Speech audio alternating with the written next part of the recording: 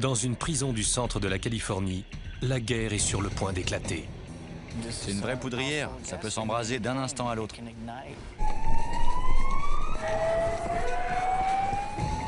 Deux gangs, les Blancs et les Mexicains du Sud, se préparent. Fabriquent des armes, fomentent des attaques et commettent de violentes agressions. Les gardiens s'efforcent de les contenir. Ouvrez la cellule 217! Cellule 217! Mais la prison est dangereusement surpeuplée.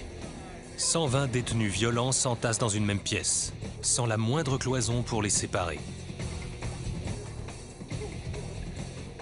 C'est vraiment la merde ici. La guerre raciale semble sur le point d'éclater.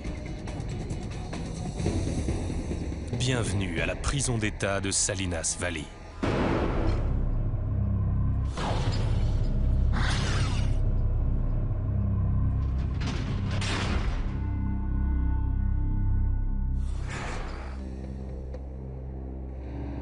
Voici l'une des prisons les plus dangereuses de Californie et l'une des cours les plus violentes de l'État.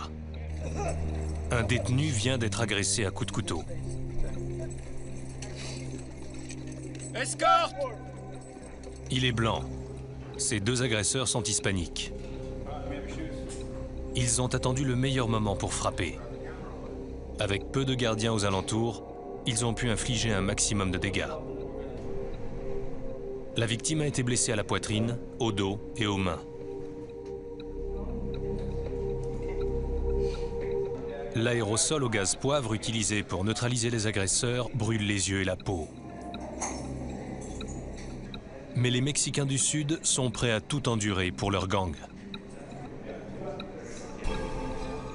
On estime qu'ici, 70% des prisonniers appartenaient à un gang avant leur incarcération. Une fois en prison, ils franchissent une nouvelle étape en fusionnant avec des gangs de la même origine ethnique pour former de véritables armées.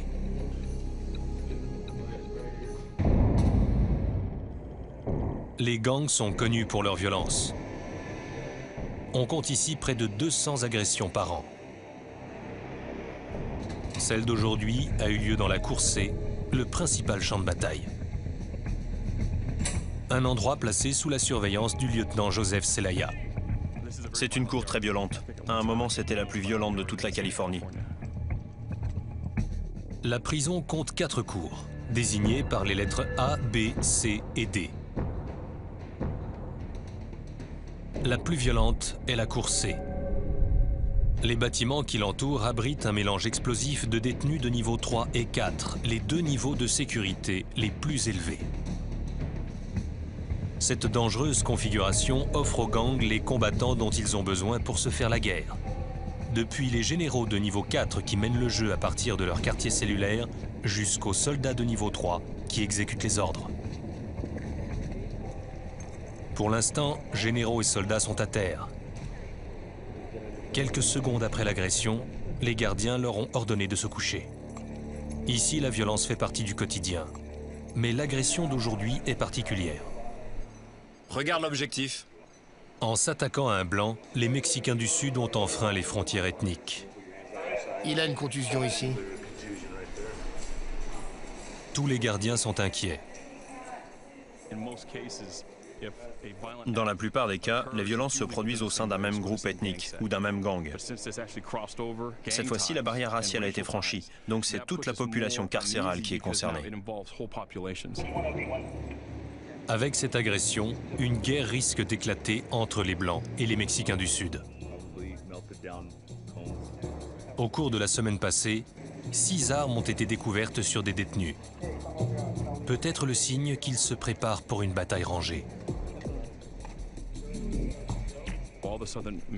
Est-ce que les Mexicains du Sud vont s'en prendre à tous les détenus blancs? Est-ce que les Blancs vont se venger sur tous les Mexicains du Sud? On ne sait pas.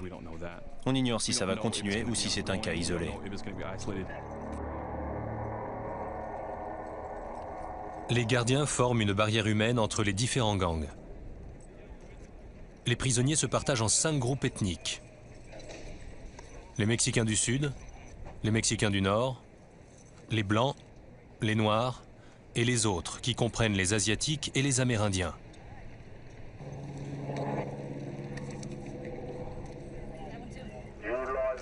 Suivez la piste pour regagner vos bâtiments. Ne traversez pas la pelouse. Les Noirs, les Mexicains du Nord et les autres sont autorisés à quitter la cour sans être fouillés.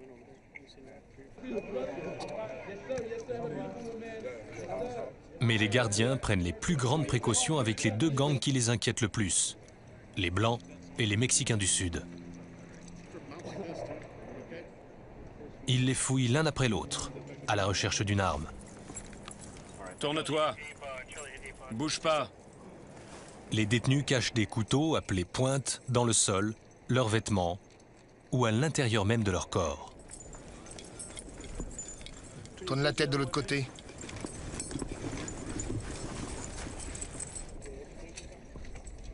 Les 130 détenus sont menottés et escortés un à un jusqu'à leur bâtiment.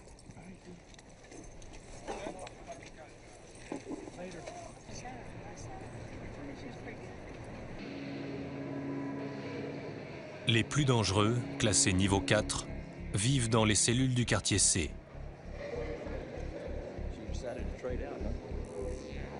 Derrière ces portes se trouvent les chefs de gang, appelés les généraux, qui ordonnent les attaques, les émeutes et même les assassinats. C'est un général mexicain qui a ordonné l'agression d'aujourd'hui. L'officier Richard Reynoso veut savoir qui. S'il arrive à déterminer quels chefs sont impliqués dans la guerre qui couve, il pourra peut-être éviter la prochaine bataille. Seule solution pour assurer la sécurité de tous, surveiller étroitement les Blancs et les Mexicains du Sud. Ma pire crainte, c'est que les gardiens se fassent agresser. Le plus important, c'est de contrôler la cour. Mais dans la prison, il y a un autre endroit où la violence est bien plus susceptible d'éclater. Le gymnase du quartier C. Il a été transformé en dortoir improvisé. La prison est dangereusement surpeuplée, avec 500 détenus de plus que la capacité prévue. 120 d'entre eux vivent dans le gymnase, dans des rangées de 3 lits superposés, sans le moindre mur pour les séparer. Cette promiscuité exacerbe les tensions entre les groupes, numériquement très inégaux. Les Mexicains du Sud dominent, avec 63 détenus. Il y a 20 Mexicains du Nord, 13 Noirs, 14 autres et seulement 9 Blancs. La seule chose qui les sépare, c'est leur appartenance à une race ou à un gang. Tout est une question de race. On fait en sorte de rester ensemble. Il peut arriver n'importe quoi, n'importe quand. Les détenus intègrent les gangs pour se protéger, cherchant la sécurité dans le nombre. Ils deviennent des soldats et font tout ce que les généraux leur demandent. Mais contrairement à leurs généraux, les soldats purgent de courtes peines, quelques mois ou quelques années. Tout acte de violence commis ici rallonge le temps passé derrière les barreaux. C'est la jungle. Il y a des règles insensées et vous devez les suivre. Travis Evanoff et John Berry ont survécu ces 6 derniers mois en s'intégrant au groupe des Blancs. Tous deux n'ont plus que quelques années à faire. Berry est là pour le hold-up d'une station-service, Evanoff pour attaque à main armée. S'ils peuvent éviter la guerre avec les Mexicains du Sud, ils devraient sortir à la date prévue. Mais ils doivent obéir aux règles de leur gang. Règle numéro 1, être prêt à se battre et à mourir pour le gang. Il ne s'agit pas seulement de vous protéger vous-même, mais de protéger les vôtres. Règle numéro 2, respecter chaque territoire. Le but est de savoir se déplacer. Ne pas s'approcher du lit ou de l'espace de vie d'un autre. Ne pas se servir de sa douche. Règle numéro 3, ne jamais discuter des affaires du gang. Ce que les prisonniers appellent la politique. On ne peut pas en parler. Parce que quand vous serez partis, nous, on continuera à vivre ici. Et il y a des règles à suivre. On ne peut pas parler de ce qui se passe ici. On ne peut pas parler de ce que font les gangs. C'est absolument impossible. Même si ça peut leur sauver la vie. Dans le gymnase, il y a 7 fois plus de Mexicains du Sud que de Blancs. C'est tout. Notre groupe se résume à ça.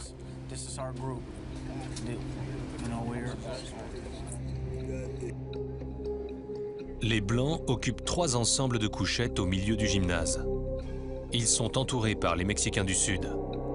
Les 3 autres groupes, les Mexicains du Nord, les Noirs et les autres, se trouvent de l'autre côté du gymnase.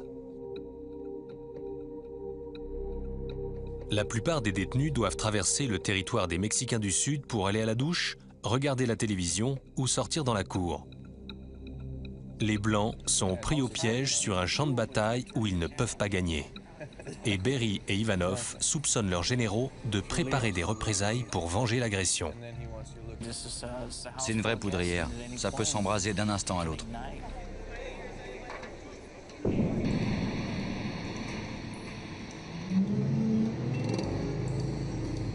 De l'autre côté de la prison, un car amène de nouveaux détenus. Lopez.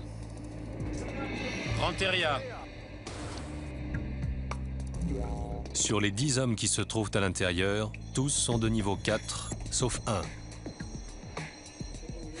Chris Brown, condamné pour violation de sa liberté conditionnelle, est classé niveau 3. C'est son second séjour en prison. Le premier était pour vol qualifié. Allez, déshabille-toi. Enlève tout.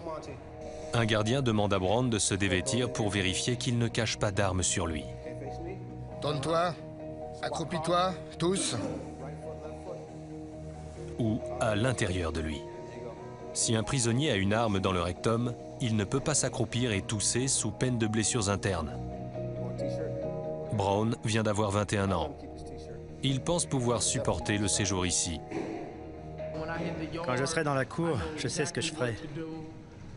Je poserai quelques questions pour savoir comment la prison est dirigée. Il est plein d'assurance sur ce qu'il fera et ne fera pas. Personne ne peut vous dicter à qui parler et avec qui traîner, ça c'est sûr. Mais il est nouveau ici et il ne sait pas ce qu'il attend. J'ai jamais entendu parler de cette prison, mais j'espère que ça ira. J'ai hâte d'avoir ma cellule et puis de me poser. Mais ce n'est pas dans une cellule qu'il va aller. Son nouveau foyer regroupe 120 détenus dangereux sur le point d'entrer en guerre.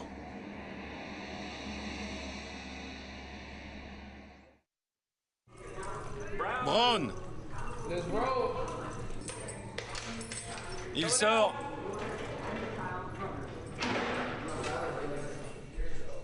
Deux gardiens l'escortent jusqu'au quartier C.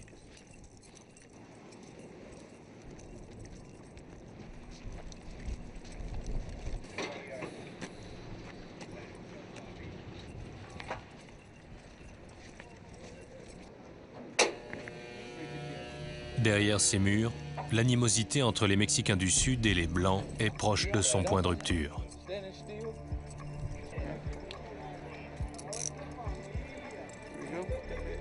Brown entre dans le gymnase transformé en dortoir. Salut mec. Ok, cool. Sa combinaison blanche indique qu'il est nouveau. Je visite, c'est tout. Il scrute les visages pour essayer de repérer d'autres noirs. Où sont les miens? Il sait que le plus sûr pour lui, c'est d'être avec les gens de sa race. Tout droit? Il se dirige vers l'arrière du dortoir et vers le lit qu'on lui a attribué. Salut. Pas mal. On lui donne un matelas, un sac contenant ses effets personnels et des draps. Mais il ne s'attendait pas à devoir dormir avec 119 autres détenus. Je pensais qu'on allait me mettre dans une cellule. Son univers se réduit désormais à une simple couchette. Pendant qu'il s'installe, d'autres prisonniers noirs se rassemblent autour de lui. Bakersfield. Kendall, Sans barreau pour le protéger, il sait que sa survie dépend de ces hommes. Personne de Bakersfield? À chaque fois qu'il se présente, il s'identifie par son gang, les Crips. Salut, salut. Chris des Crips. D'où ça? Bakersfield. Crips de Bakersfield.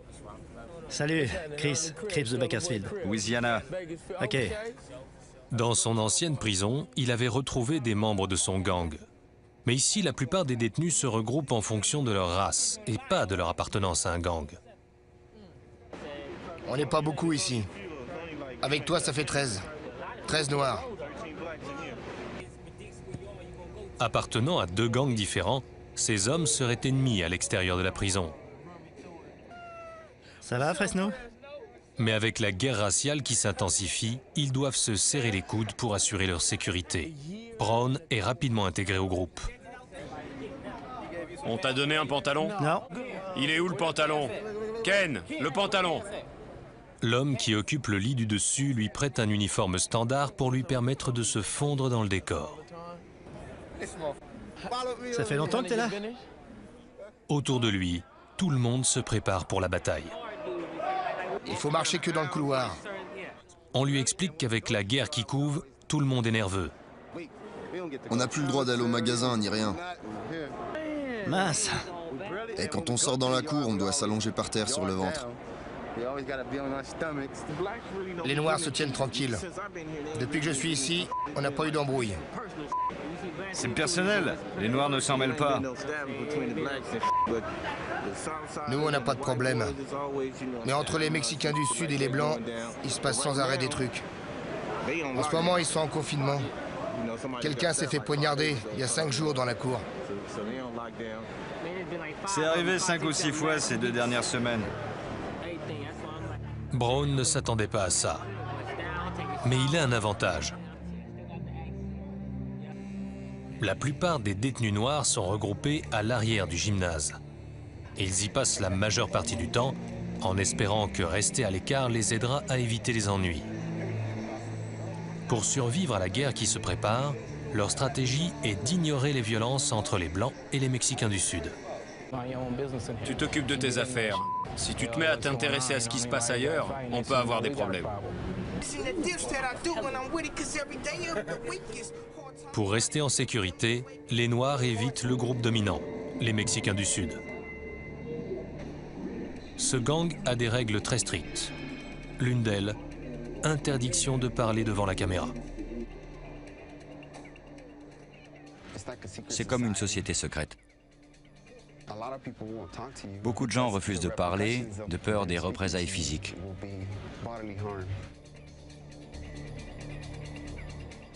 Mais une personne va nous révéler leur secret. L'homme qui les commandait. Certains m'appellent Cholo, mais c'est plus mon nom. Pendant 1 an et demi, Oscar Cristales a été l'un des généraux de la Cour C. Il est en prison à vie pour meurtre. J'étais le patron de la Cour C, à la tête de 250 hommes. J'étais en train de monter dans la hiérarchie. Au fil des années passées en prison, il a grimpé les échelons en commettant attaques et agressions.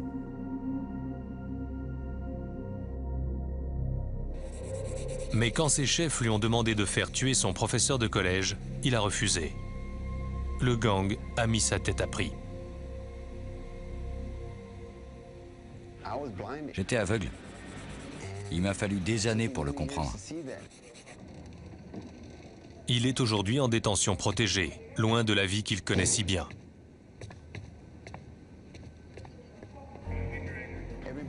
Tout le monde devait se lever à une certaine heure, à 5h30. Il fallait pas rater le repas. S'il se passait quelque chose, vous étiez là. La Cour C était dirigée comme un camp militaire. Quand le moment d'entrer en guerre arrivait, l'ordre provenait de son quartier cellulaire. Les généraux envoyaient des ordres au gymnase dans des cerfs-volants. des bouts de papier qu'on cache un peu partout. Ces lettres étaient lues par la personne qui servait de relais à l'intérieur du gymnase. Il fallait avoir quelqu'un sur place qui recevait les ordres et les passait à tous les autres. Et les soldats devaient obéir. Si quelqu'un refusait, il se faisait poignarder. Cristales pense que les problèmes actuels viennent de ce que les Blancs ont enfreint les règles des Mexicains du Sud. Dans les cours où les Mexicains du Sud commandent, les Blancs doivent se plier à nos règles. Ils ont refusé de s'incliner devant les Mexicains du Sud. On a les gens, on a les armes.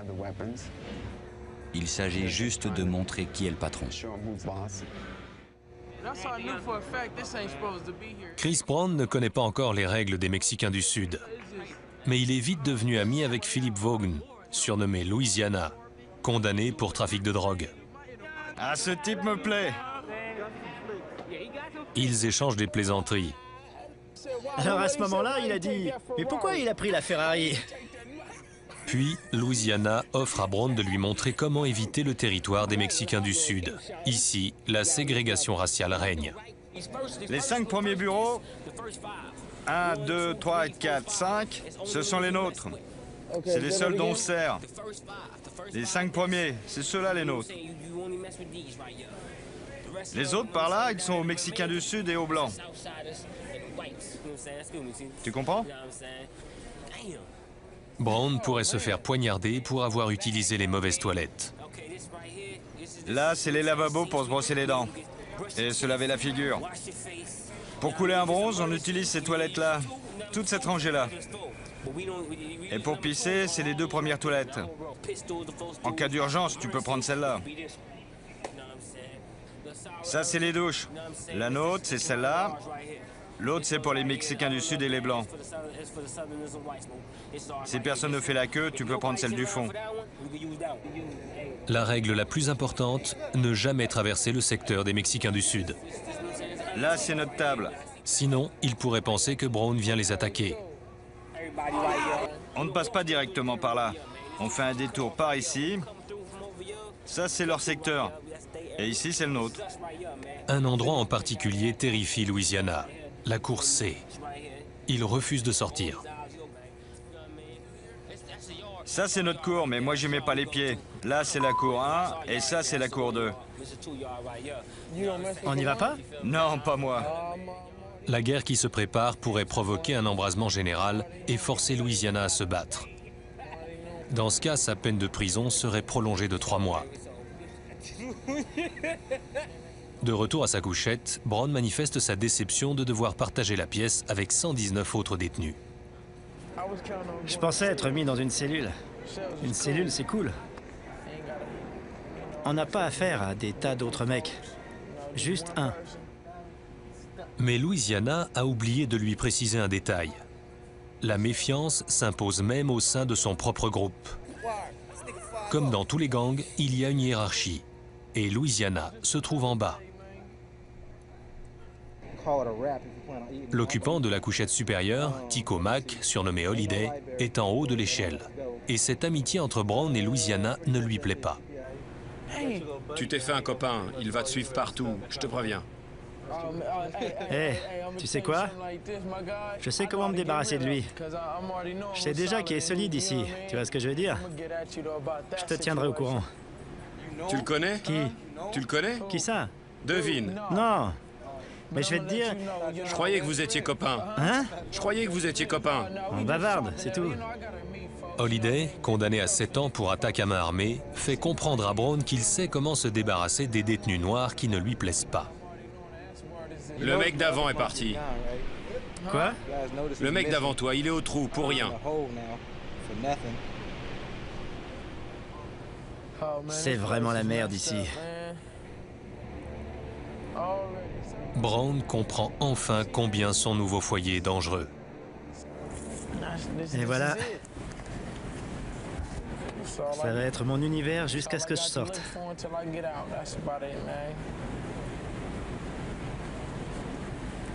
J'espère que tout ira bien. J'espère. Devant le gymnase C, la cour est vide. Les détenus subissent 3 jours de confinement. Mais les Blancs et les Mexicains du Sud se tiennent tranquilles. Aussi, le 4e jour, les prisonniers sont de nouveau autorisés à sortir. Mais juste à ce moment-là, une alarme se déclenche. Elle vient du quartier cellulaire.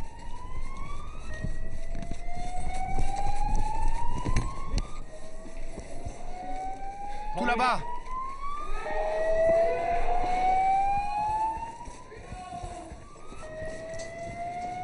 La prison de Salinas Valley est placée en état d'alerte 2, le 2e niveau le plus élevé. Les gardiens se précipitent. Mais quand ils arrivent au quartier cellulaire, tout est déjà fini. 2 Blancs ont attaqué 2 Mexicains du Sud sur la passerelle devant leur cellule. Ils ont frappé dès que les portes se sont ouvertes pour laisser sortir les détenus dans la cour. Pour les Blancs, c'était la meilleure chance de venger l'agression de la semaine dernière. Passez par là, il y a du sang là-haut. Le message des généraux blancs est clair. Ils frapperont à la moindre occasion. La prison de Salinas Valley va devoir faire face à une guerre raciale. Les gardiens savent désormais que les violences récentes survenues entre les 2 groupes étaient liées.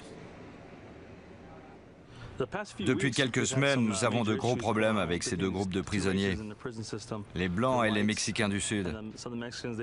Ça explique ce qui s'est passé aujourd'hui. Pour éviter les agressions, les gardiens mettent tout le quartier C en confinement. Les détenus doivent rester dans leur cellule ou sur leur couchette 22 heures par jour. Mais cela n'empêchera pas les 2 gangs de se battre. En fait, bien souvent, les gangs provoquent une mesure de confinement pour pouvoir planifier leur prochaine offensive. On se fait mettre en confinement quand on veut. On contrôle tout ce qui se passe dans la prison, sauf les portes. Enfermés dans leurs cellules, les Blancs et les Mexicains du Sud ont le temps de fabriquer des armes en transformant des objets courants en couteaux de fortune, des pointes. Et ils ont les moyens de communiquer leur plan de bataille. Si tout le monde est en confinement, ils payent des gens. Ils leur donnent de la drogue ou de l'argent pour transmettre leur message là où ils veulent. Tout ce que les soldats peuvent faire, c'est attendre les ordres. La prison, c'est à la fois ennuyeux et terrifiant. Ennuyeux parce qu'il ne se passe jamais rien, terrifiant parce que tout peut arriver. La situation inquiète Chris Brown. Il a du mal à s'adapter, mais accepte d'en parler uniquement hors de portée de voix de ses co-détenus. Quand je suis entré dans le gymnase, je pensais que tout allait bien se passer. Disons que ça allait être facile. Mais là, tout a changé. À cause du confinement, il doit rester sur sa couchette. Il ne la quitte que pour 3 repas et une douche par jour. La semaine a été horrible. On n'a fait que lire, dormir. Ça a été dur. Brown refuse de donner des précisions sur la guerre. S'il a appris une chose, c'est qu'il est strictement interdit de parler de politique. Ce qui se passe dans la cour reste dans la cour. Vous voyez? C'est comme ça ici. C'est ça la prison. Une leçon qu'il a apprise à ses dépens. Peu de temps après son arrivée, il a commis une terrible erreur. J'ai fait quelque chose que j'aurais pas dû faire. Je suis entré par accident dans le secteur des Mexicains du Sud. Je me suis fait remonter les bretelles. Les Noirs ont dû présenter leurs excuses aux Mexicains du Sud. Pour eux, qui essaient de faire profil bas, c'est un coup dur.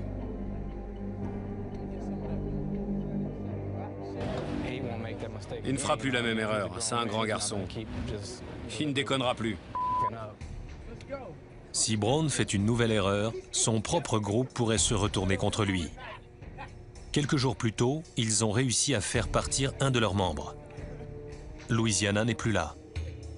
Les autres Noirs lui ont fait tellement peur qu'il a demandé à être placé en détention protégée. La honte suprême pour un prisonnier. Il refuse de sortir de sa cellule et Holliday reste flou sur ce qui s'est passé. Louisiana a eu plusieurs occasions d'être un homme, mais il ne s'est pas montré à la hauteur. Alors il fallait qu'il parte, c'est tout. Holliday veut que les autres détenus noirs prennent leur environnement au sérieux. Tu as quelque chose à dire? Surtout au beau milieu d'une guerre. Il n'y a rien de drôle ici. Raconter des blagues, ça va, mais se promener partout en gloussant comme un idiot, c'est non. Il peut arriver des bricoles. Tu peux... J'en ai assez dit. Tu te fais éclater la tête. Brown affirme qu'il est prêt à se battre. Il faut qu'on se serre les coudes. Même si on n'est que 3, si ça arrive, ça arrive. On est des soldats, on fera ce qu'on doit faire. Mais les soldats du gymnase C sont confrontés à un autre groupe. Le groupe d'enquête sur les gangs carcéraux. On sait qui est qui. L'officier Reynoso leur a fourni un indice qui pourrait les aider à empêcher l'escalade de la violence. Certains chefs de gang seraient en train de fabriquer des armes dans 2 cellules. L'une d'elles abrite des Blancs. La première cible sera Smith. L'autre, des Mexicains du Sud. Le groupe se réunit pour préparer l'intervention. On y va. Les détenus peuvent devenir violents et se servir de leurs armes contre les gardiens. Mais c'est la meilleure chance d'éviter la prochaine bataille. L'intervention se fera à 5 h du matin.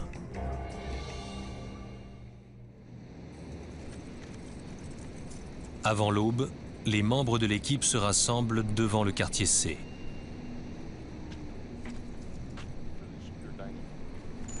Ils doivent prendre les prisonniers par surprise, avant qu'ils puissent se débarrasser des armes ou de la drogue en leur possession. Ils pénètrent dans le quartier cellulaire des Mexicains du Sud. Le lit du haut. Mais les détenus les ont entendus arriver. Il tient la chasse d'eau. Go, go.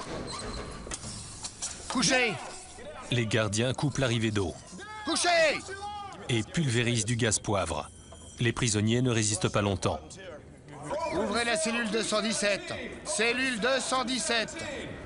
Reste ici. Avance. L'un après l'autre. T'as fouillé les 2 autres? L'officier Lisa Zorikak examine les toilettes où les détenus tentaient de faire disparaître quelque chose. Il pourrait s'agir d'ordres écrits, d'armes ou de drogue. Il n'y a qu'une façon de le savoir. Ça a l'air d'être entouré de ficelles ou de papier blanc. Je ne sais pas exactement ce que c'est. On dirait que c'est dur, comme du métal. Ouais, c'est ça. Une arme, enveloppée dans du papier. Elle a été aiguisée contre le mur de la cellule, comme en témoignent ces traces. On peut blesser quelqu'un avec ça et même le tuer. Et ce n'est pas tout.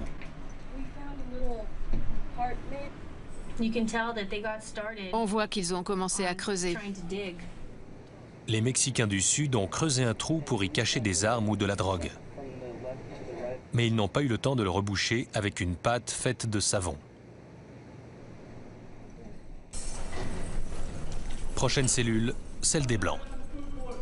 Maintenant. Fais-le maintenant. L'équipe prend Wayne Smith et son compagnon de cellule totalement par surprise. Ils ne tentent même pas de résister. Les officiers Stacy Henley et Paul Rivera procèdent à une fouille approfondie.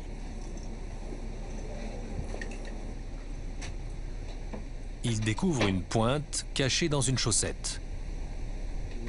Henley pense qu'elle a été fabriquée avec l'anse d'une tasse. Ça provient sans doute d'une tasse modèle standard. Comme cette bleue là. C'est cette partie, juste là. Ce qu'ils font, c'est qu'ils prennent un caleçon, ils enlèvent l'élastique, ils découpent l'anse, ils la font chauffer pour la redresser le plus possible, et ils attachent le métal. Et effectivement, Stacy Henley découvre la tasse qui a servi à fabriquer l'arme. Voici la tasse dont ils se sont servis.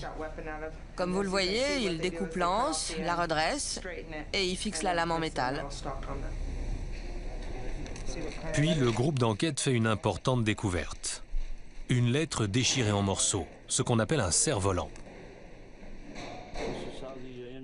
C'est comme ça que les détenus communiquent entre eux.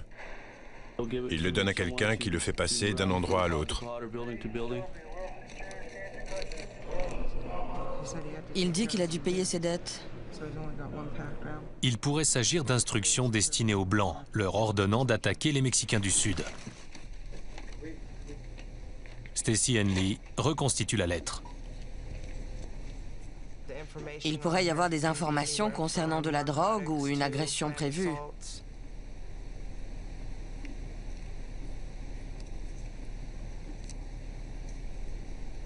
Henley découvre que la note a été envoyée à l'occupant de la cellule, Wayne Smith, par un autre prisonnier. Je suis en plein dilemme. Cet outil me serait utile parce que je l'ai déjà promis à Kenny. L'auteur promet de la drogue à Wayne Smith en échange d'une arme. Cela pourrait vouloir dire que d'autres Blancs sont armés. Et Smith, un membre haut placé du gang, refuse de dire qui. J'ai rien à dire là-dessus. Smith a été condamné à 200 ans de prison pour 8 vols à main armée. Il est gardé à vue dans une cage métallique de 1 mètre sur 1. Il est dans le quartier C depuis près d'1 an et en confinement depuis pratiquement 2 semaines. L'inactivité l'a mis sur les nerfs. Ça dure 6 mois, 9 mois, 1 an, parfois 18 mois. C'est difficile de ne pas être tendu tout le temps. Les soldats ont entendu parler du raid dans les cellules et savent qu'il pourrait déjà y avoir des armes dans le gymnase. Ils sont piégés dans un espace de 2 mètres autour de leur couchette. Comme vous le voyez, on est coincé comme dans un cercueil. L'inactivité, c'est mauvais. Quand vous ne faites rien, vous vous mettez à gamberger et ça vous rend fou. John Berry et Travis Ivanov craignent d'être impliqués dans la prochaine bataille. Dans le gymnase, tout le monde a une date de sortie, quelques mois, 1 an ou 2, alors que les gars de la cour sont ici à vie. Ils rentreront jamais chez eux. Ici, c'est leur univers, mais nous, on est seulement de passage. S'ils se battent, leur peine risque d'être prolongée. S'ils refusent, ils peuvent subir les représailles des autres Blancs. On n'a qu'à espérer que d'ici notre sortie, rien n'arrivera qui risque de prolonger notre peine. Aujourd'hui, on va fouiller le gymnase C. Le lieutenant Joseph Celaya et ses hommes savent que le gymnase est à 2 doigts d'exploser. Si les détenus ont des armes, il faut les trouver, et vite. Le plan de Celaya, passer le moindre centimètre carré au peigne fin. Mais les détenus sont 6 fois plus nombreux que les gardiens. N'oubliez pas que ces hommes ne sont pas en cellule. Ils peuvent bouger. Soyez très prudents. On va les faire sortir dans la cour et ensuite on entrera dans le gymnase pour le fouiller. Richard Reynoso et 20 gardiens investissent le gymnase à 6 h du matin. Debout! Le réveil est dur. Presque tous les détenus dorment encore, y compris Chris Brown. On était en train de dormir profondément.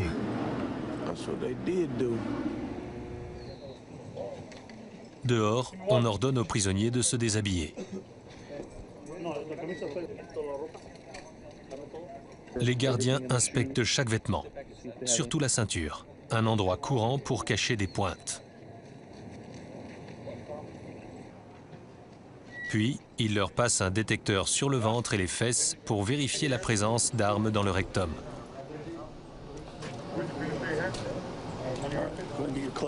Prends tes vêtements et rhabille-toi. Après la fouille, les 120 prisonniers sont alignés contre le mur. Ils vont rester là pendant les 2 heures qui viennent.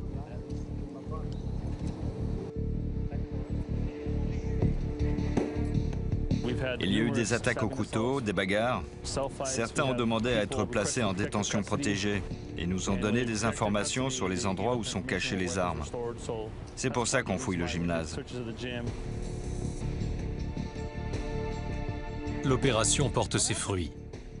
Les gardiens découvrent 3 couteaux faits à partir d'une brosse à dents, d'une tasse et d'un élément provenant d'un lit.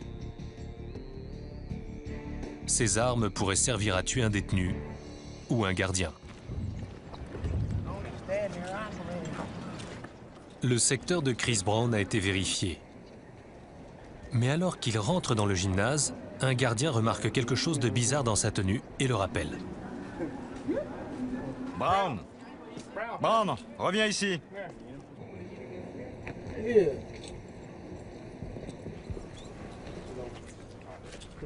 T'as 2 frocs? C'est pas bon. Brown porte plusieurs couches de vêtements. Tu sais pourquoi les détenus portent plusieurs vêtements? Pour cacher des armes dessous. Je ne cache pas d'armes. Pourtant, on dirait bien. C'est ce que vous pensez.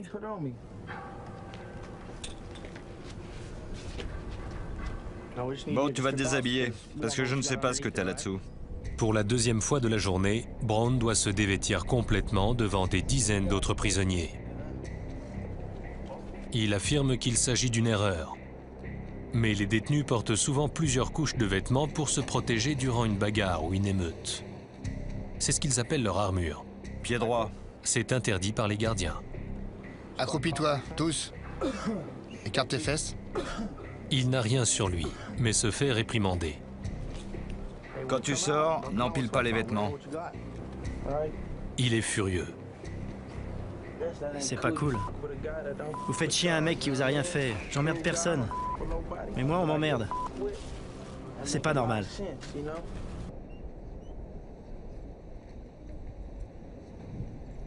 De retour sur sa couchette, Brown revient sur l'incident. Il pense que le gardien lui a manqué de respect. L'insulte ultime pour un détenu. Ce qui s'est passé dehors, un type m'a fait enlever toutes mes fringues. Alors qu'on l'avait déjà fait. D'autres détenus se rassemblent pour écouter Brown raconter son histoire et menacer de se venger. Et ça, tu veux voir ça? C'est ça que tu veux voir? À Folsom, mais il se serait fait éclater la tête. Je l'aurais fait payer.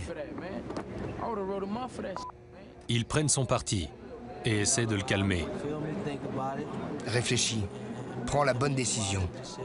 Il faut que tu aies un plan, une stratégie. Pour éviter la guerre entre les Blancs et les Mexicains du Sud, les Noirs doivent empêcher Brown de devenir violent. Chris est dingue. Il faut qu'il fasse attention. C'est une prison ici. Enfin, ils arrivent à le calmer. L'initiation de Brown est terminée. Il comprend désormais comment survivre dans la prison de Salinas Valley. S'il avait fait quelque chose à ce gardien, ça aurait rallongé sa peine. Il aurait fini par ne jamais sortir. C'est comme ça à chaque fois, surtout ici à Salinas Valley. Pourtant, ce soir, tous les détenus vont peut-être se trouver entraînés dans la guerre raciale, car la bataille est sur le point de commencer.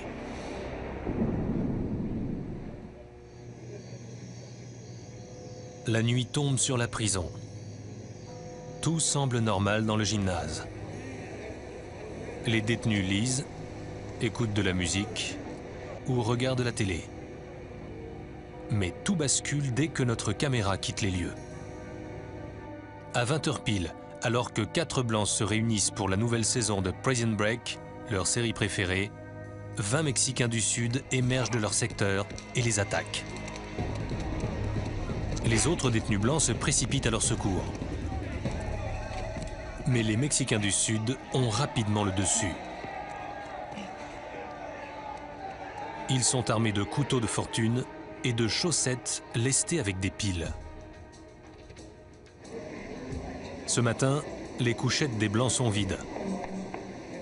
Pour leur propre sécurité, ils ont été placés à l'isolement, le trou. C'est le quartier le plus sécurisé de la prison, où les détenus sont enfermés dans leurs cellules 23 heures par jour. Les Blancs portent des menottes où qu'ils aillent et ne sont autorisés à nous parler qu'enfermés dans une cage en métal. John Berry n'a que de vagues souvenirs de la bagarre. J'ai entendu des bruits de coups de poing. J'ai vu que c'était une bagarre entre les nôtres et les Mexicains du Sud. Je me suis précipité pour essayer de les aider parce que les autres étaient bien plus nombreux. J'ai essayé d'aider autant que j'ai pu.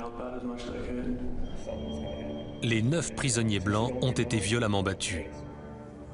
J'ai un œil au beurre noir, des bosses sur le crâne, et j'ai été poignardé 2 fois dans le dos. Mes côtes ont empêché la lame de pénétrer dans le poumon. On m'a frappé à la tête avec quelque chose, je ne sais pas quoi.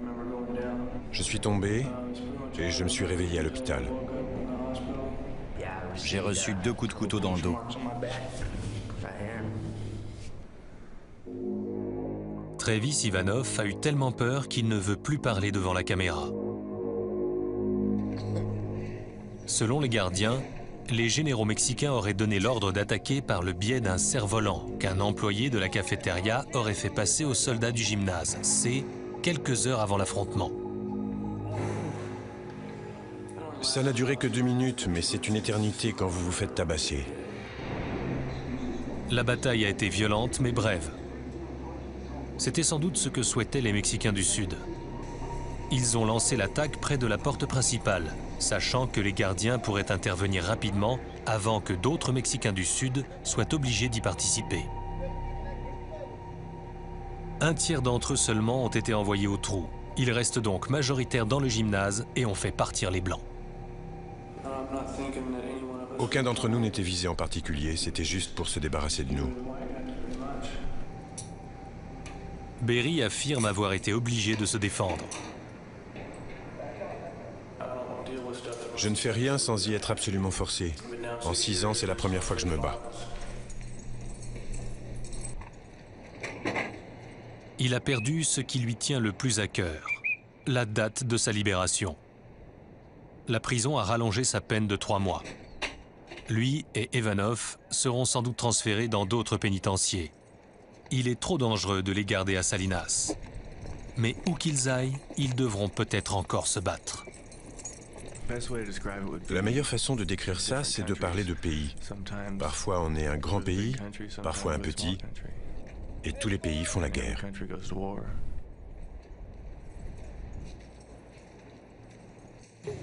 Dans le gymnase, la stratégie du profil bas adoptée par les Noirs a été payante. Ils sont parvenus à se tenir à l'écart. On est un peu comme des spectateurs. Les Blancs sont partis. Ça vaut sans doute mieux pour eux. Ils ne pouvaient pas rester ici avec tout ce qui se passe. C'était soit les sortir d'ici, soit envoyer les faire part à leur famille, parce qu'ils se seraient fait tuer. Pour Chris Brown, la bagarre lui a vraiment ouvert les yeux sur l'endroit où il vit et les gens qui l'entourent. Pour le moment, il sait comment naviguer dans ce champ de mines. Il ne me reste que 4 mois. Je peux y arriver et rentrer chez moi.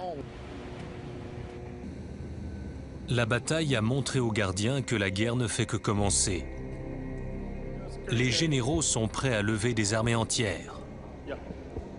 Dans cette poudrière surpeuplée, l'étincelle s'est transformée en flamme. Tout ce que peuvent faire les gardiens, c'est essayer de contenir la violence. Ils continueront les fouilles. On ne cesse jamais de chercher. On fouille tous les jours. On ne s'arrête jamais. Les généraux continueront de dresser des plans. Comment ça va finir? Je sais pas. Mais les Blancs vont pas baisser les bras. Et les Mexicains du Sud vont continuer à s'en prendre à eux. C'est que le début. Et les soldats continueront de se battre. C'est comme une guerre. Il y a un général qui commande les troupes. C'est comme ça que ça marche. Parce que dans la zone de guerre qu'est la prison de Salinas Valley, la violence ne cessera jamais.